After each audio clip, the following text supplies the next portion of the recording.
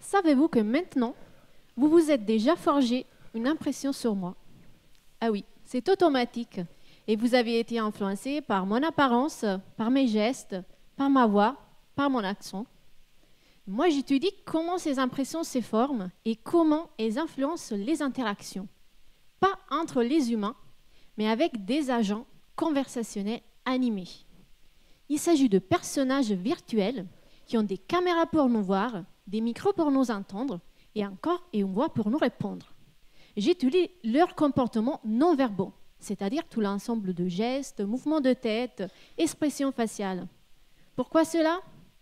Imaginez d'être en face d'un personnage virtuel comme celui-là, qui s'appelle Alice. Alice a les mains dans les poches.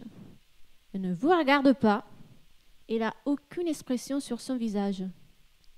Avez-vous envie d'interagir avec elle? Je pense que non. Imaginez Alice qui sort les mains des poches, elle fait beaucoup de gestes, elle vous regarde, elle vous sourit. C'est quand même autre chose là. Et moi, je cherche à améliorer les premières impressions générées par ces personnages comme Alice, car ces impressions ont un impact très fort sur la qualité et sur la durée des interactions suivantes. C'est là que tout se joue.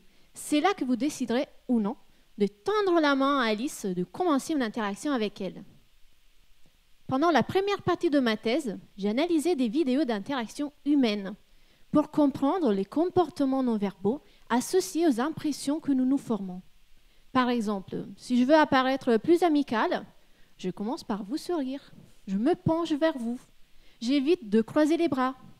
Je fais quand même attention de ne pas exagérer mon sourire pour éviter de sembler un peu bête.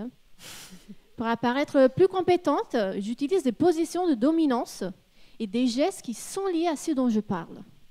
J'ai donc ces comportements à Alice comme base pour ses interactions avec l'humain. Mais attention, on ne sait pas si ceux-ci ont les mêmes effets lorsqu'ils sont réalisés par un personnage virtuel.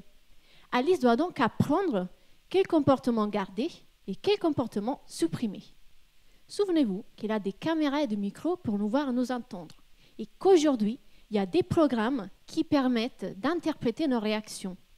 Alice peut donc comprendre si on est engagé ou pas pendant l'interaction et donc quel est le bon comportement à montrer au bon moment. Elle s'adapte à l'humain et l'interaction sera plus crédible et plus engageante. C'est ici mon objectif. Pour aujourd'hui, c'est déjà un bon résultat si vous vous êtes forgé une bonne impression sur mon sujet de thèse. Merci.